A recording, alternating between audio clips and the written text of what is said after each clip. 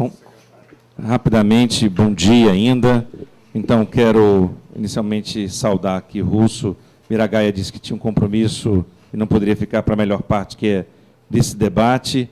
Né? Jussânio, que esteve conosco até um dia desse, e nós devolvemos com amor e carinho para a Codeplan, a nossa subsecretária de Segurança Alimentar e Nutricional, as nossas pesquisadoras, Tatiana e Virgínia, em nome de quem eu cumprimento toda a equipe da Codeplan também. Nós temos aqui presente nosso subsecretário de Administração, o Rossi, nossa subsecretária de Acompanhamento, Avaliação, Gestão de Informação, Carmen. Temos a nossa presidenta do Conselho do Distrito Federal também, a Biail, que eu quero saudar, a equipe da Subsan, alguns gerentes de segurança alimentar e toda a equipe dos jornalistas também, que eu quero saudar. Então, primeiro, o objetivo nosso da SEDEST, quando encomendamos a pesquisa, foi justamente na perspectiva de aprimorarmos a política pública. E nós fomos nos dando conta, a partir da encomenda que foi feita, que acaba sendo a maior pesquisa que já se teve sobre essa política pública em nível nacional. E o resultado para nós é muito importante, porque significa a validação dos instrumentos de gestão que nós utilizamos. Eu sempre comentava que na Subsecretaria de Segurança Alimentar e Nutricional, nós pegamos essa subsecretaria com 14 servidores do quadro. Hoje tem 86. Então, foi mais de 500% o aumento em investimentos, de forma que, de servidores que ainda considero que não são suficientes, mas que mostram a tomada de uma gestão mais profissionalizada, tanto no campo da administração como tal, como no campo mesmo também da própria gestão que foi feita, então, em colaboração com os nossos gerentes de segurança alimentar e a equipe de gestão da Subsan, e aqueles também que ficaram mais na fiscalização desses programas. Né? Como nós não tínhamos pesquisa dessa monta, nós não temos como comparar com gestões anteriores. Agora, o que eu acho importante dizer é que nós pegamos ainda com a nossa deputada Arlete Sampaio, titular, e eu estava, então, como secretário adjunto naquele primeiro período, início da gestão do governador Agnello, nós pegamos 11 restaurantes, na verdade, comunitários, 8 deles com contratos emergenciais. Finalizamos o ano de 2011 superando todos os contratos emergenciais.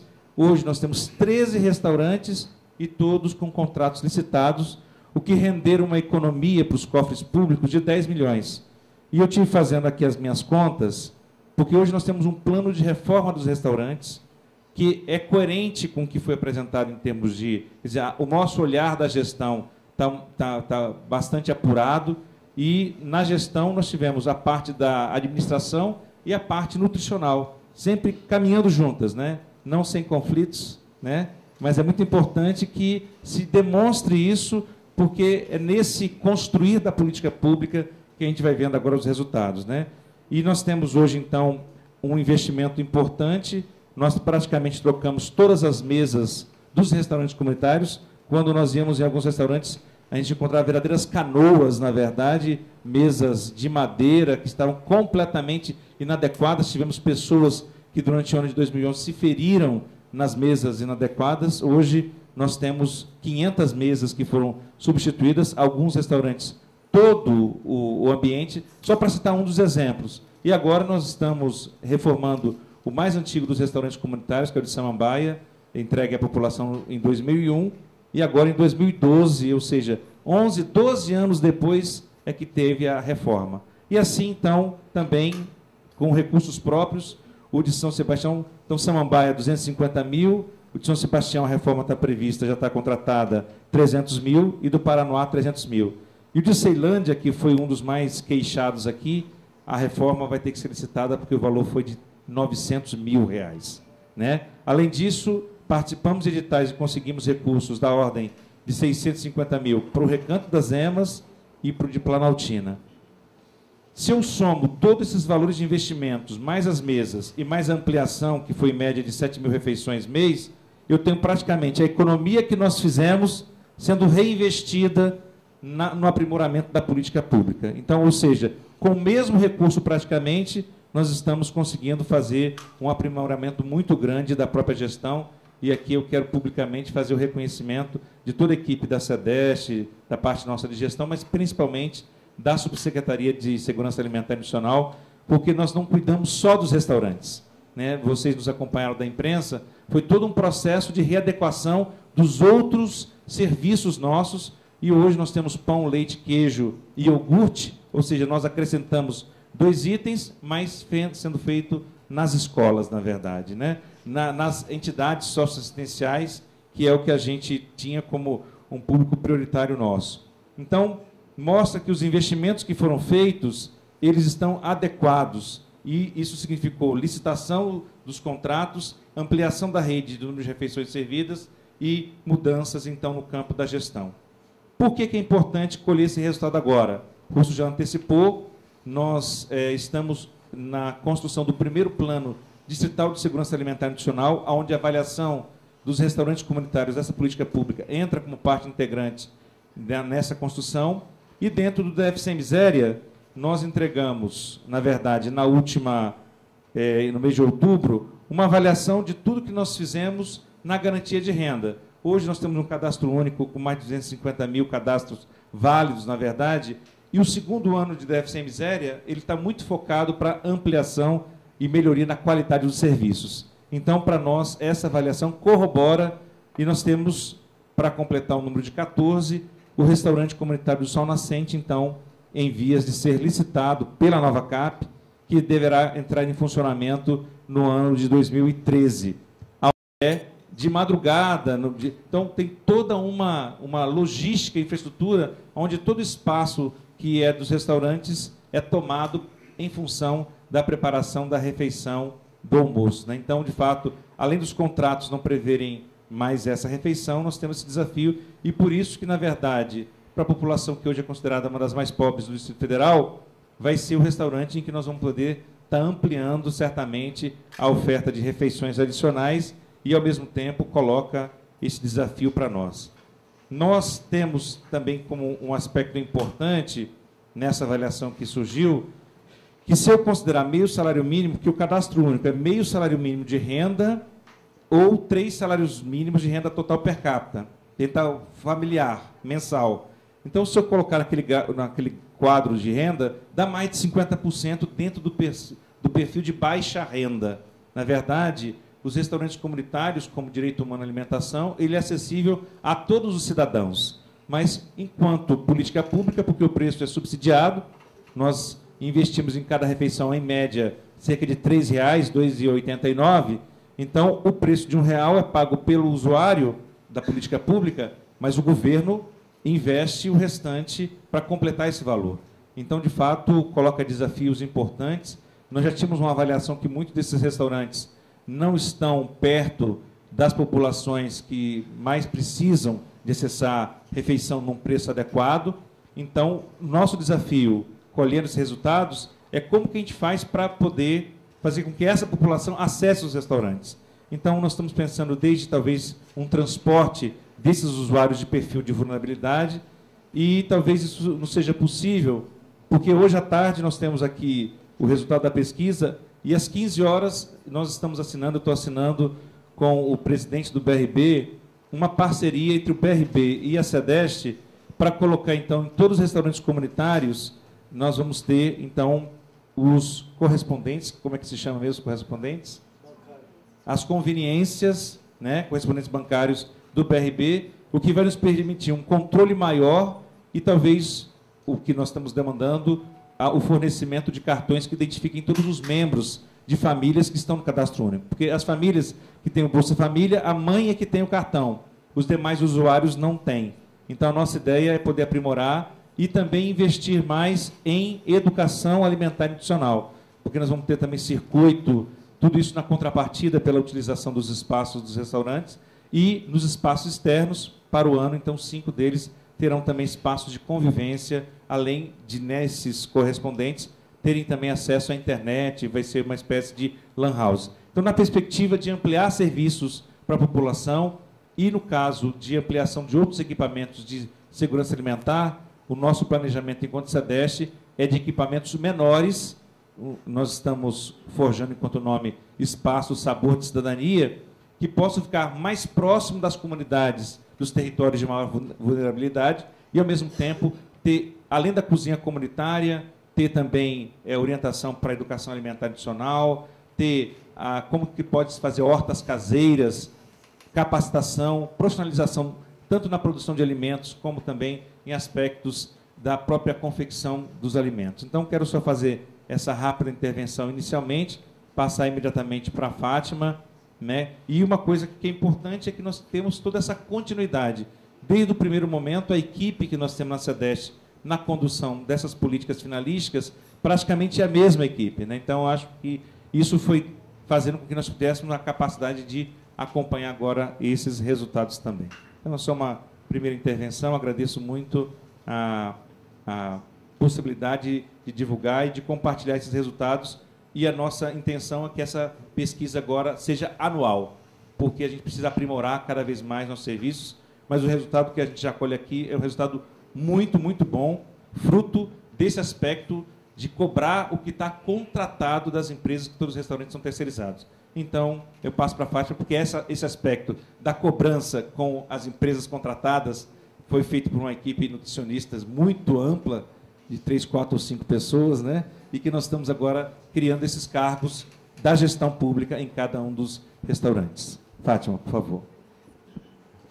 Bom, cumprimentando aqui a mesa, né, o colega Russo, o secretário Daniel, Jussânio, né, agradecendo aí, reiterando o agradecimento à equipe da Codeplan, né, que nos apoiou nessa pesquisa, e fazendo uma retrospectiva histórica, assim, para referendar aqui, reforçar qual a importância desse trabalho para a Secretaria de Desenvolvimento Social e, mais especificamente, para a Subsan. Nós tínhamos, quando chegamos, nós, aliás, não tínhamos nenhuma perspectiva ou subsídios e informações referentes a uma rede extremamente robusta de equipamentos públicos, que a gente denomina equipamentos públicos de segurança alimentar e nutricional, no âmbito do Distrito Federal. E, a cada vez mais, com a nossa proximidade com o governo federal, que nós percebemos é que o GDF tem uma rede, hoje, composta de 13 restaurantes comunitários, extremamente grande, se comparado com outras unidades da federação. E todos eles, hoje uma exceção, que foi o da estrutural, todos eles com investimento estrito sensu e total de recursos do Distrito Federal.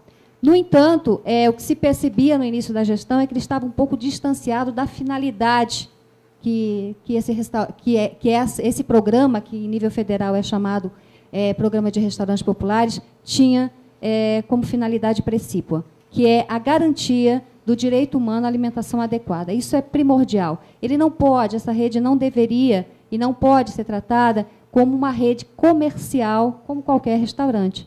Ele tem uma finalidade diferenciada. O secretário já colocou aqui que é importante. Ele deve atender, principalmente, uma população que esteja em risco de insegurança alimentar adicional ou vulnerabilidade social. Mas, no entanto, pelo princípio do direito humano, ele deve ser de acesso universalizado. Então, um primeiro movimento importante que essa pesquisa nos mostra é da necessidade, né, de nós atuarmos, enquanto secretaria, de efetuar medidas e estratégias para garantir que a população de mais baixa renda, especialmente a extrema pobreza, e aquela população em situação de rua, de catadores, ou seja, que estariam em uma situação de vulnerabilidade social maior, tenham acesso facilitado ao restaurante comunitário, né, aos restaurantes comunitários. Uma outra estratégia é que eles existem hoje, de fato. Não é fácil e nem é prudente que se feche restaurantes comunitários, porque hoje eles não estão numa localização adequada de termos de acessibilidade da população, né? Essa estrutura é extremamente custosa, e nós temos, como gestores, que identificar caminhos para dar sustentabilidade a isso, de tal forma a garantir que a finalidade seja respeitada. Então, essas estratégias elas devem ser trabalhadas, inclusive garantindo, porque, ao contrário não, uma coisa que se percebeu, o secretário referiu aqui, quando nós finalizamos o processo de licitação das 8 unidades que nós tínhamos, o nosso grande desafio foi alocar pessoas com qualidade técnica para fazer a supervisão e a fiscalização das unidades, né? Tanto é que hoje, quando nós chegamos aqui, a CEDEST dispunha apenas e unicamente de uma nutricionista para fazer a supervisão de rede, o que é humanamente possível, por mais competente e capaz que uma pessoa seja, né? O trabalho da nutrição numa unidade, ela deve começar, a responsabilidade técnica não termina às 18 horas e nem começa às 8 horas da manhã.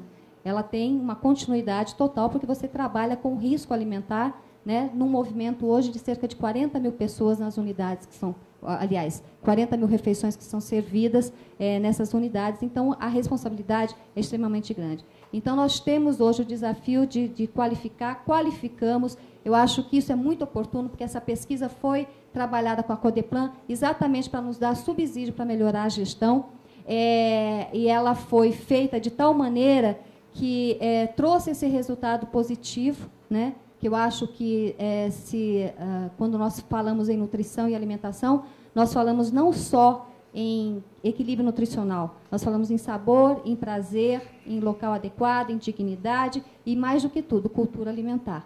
E nós moramos no Distrito Federal num mosaico de culturas alimentares diferenciadas. Então, você agradar, né, 40 mil pessoas por dia de culturas alimentares diferentes é muito difícil. Então, eu acho que esse mostra realmente que nós conseguimos dar um passo de qualificação. Precisamos dar outros, muitos, né? E isso a pesquisa nos traz como subsídio. Uma coisa importante, como eu me falei há pouco, os restaurantes eles não podem ver como um comércio simples de alimento, como era feito. Não é só ofertar refeição. Nós temos um compromisso com a saúde das pessoas. Então, ao tempo que nós temos que dar acesso às pessoas que não têm alimentação, pela dimensão do direito humano, nós temos que garantir que a alimentação seja saudável, ou seja, que dê conta da outra face da insegurança alimentar e nutricional, que é o grande problema de saúde pública hoje no país, que são as doenças crônicas não transmissíveis, hipertensão, diabetes, obesidade, sobrepeso,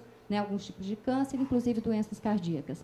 Então, é importante que esses equipamentos sejam resgatados também como espaço de convivência, sim, da comunidade, como espaço de manifestação cultural da população, mas, principalmente, como espaço para a educação alimentar e nutricional dessas famílias. Nós temos capacidade de fazer isso e agora é referendada por esse apoio com o termo de cooperação que a gente está firmando com o BRP, né?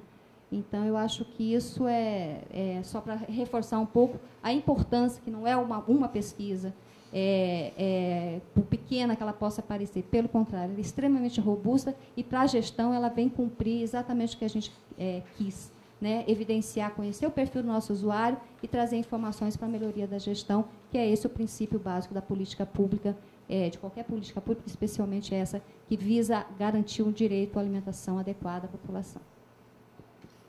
Então, só finalizando, com a entrega pela Codeplan, em fevereiro, de dados individualizados de cada restaurante, nós vamos poder tanto fazer a adequação do cardápio como de âmbitos da gestão, para atender especificamente aos públicos que estão desenhados especificamente, e aí há outras melhorias no âmbito da questão física, da questão da própria higiene, do cuidado, para que os alimentos sejam ofertados de forma saudável, e do equilíbrio nutricional, que é um aspecto que colabora e muito para a saúde pública da população em geral. Bom, aberta aí a palavra para a imprensa, inicialmente. Qualquer pergunta aqui para a mesa, para a Tatiana, principalmente. Nós, a Nilva, nossa assessoria de comunicação social, essa apresentação pode estar disponibilizada para cada um de vocês. Ao e-mail, te manda a apresentação direta para vocês.